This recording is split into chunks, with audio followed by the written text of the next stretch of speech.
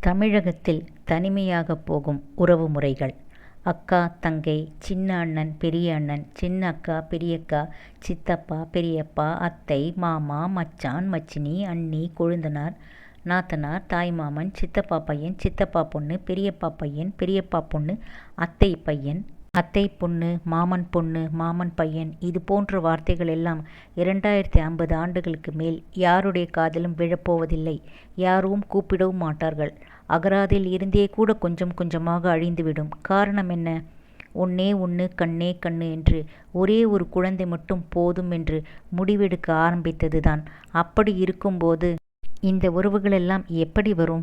பெண்கள் வயதுக்கு வந்ததும் சீர்வரிசை செய்யவோ, பந்தல் போடவோ, முதல் புடவை எடுத்து தரவோ எந்த தாய்மாமனும் இருக்கப் போவது இல்லை. திருமணத்தின் போது அரசாணை கால் நட எந்த அண்ணனும் இருக்கப் போவதில்லை. மாப்பிள்ளைக்கு மோதிரம் போட எந்த தம்பியும் இருக்கப் போவதில்லை. குழந்தைக்கு மொட்டை போட யார் மடியில் உட்கார வைப்பார்கள்? கட்டி கொடுத்த பெண்ணுக்கு ஏதாவது பிரச்சனை என்றால் அண்ணனும் தம்பியும் பறந்து செல்வார்கள்.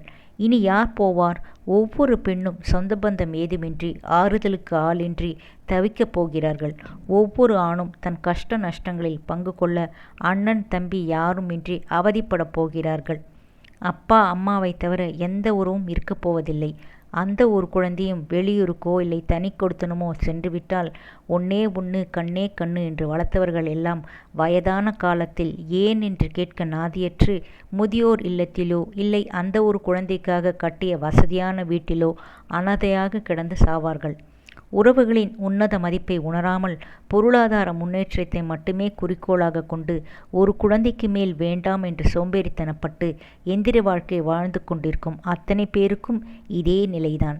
உடல்நிலை சரியில்லாமல் ஹாஸ்பிட்டலில் சேர்க்கப்பட்டால் ஓடோடி வந்து பார்க்க உறவுகள் வேண்டாமா?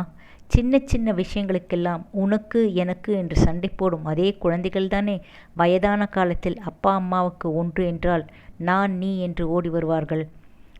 கணவன், குடும்பம், குழந்தைகள் என்று உயிரை விட்ட பெண்கள் கூட பெற்றோருக்கு ஒன்று என்றால் அத்தனையும் மறந்துவிட்டு ஓடி வருவார்கள்.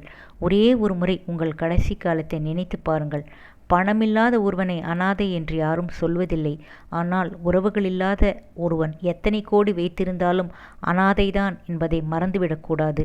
கார், பங்களா, வசதி வாய்ப்புகளுடன் ஒன்னே ஒன்று, கண்ணே கண்ணு என்ற பெயரில் உறவுகளற்ற ஒரு அனாதையை வளர்ப்பதற்கும் வயதான காலத்தில் நாதியற்று சாவதற்குமா இவ்வளவு பாடுபட்டு ஓடி ஓடி சம்பாதிக்கிறீர்கள்?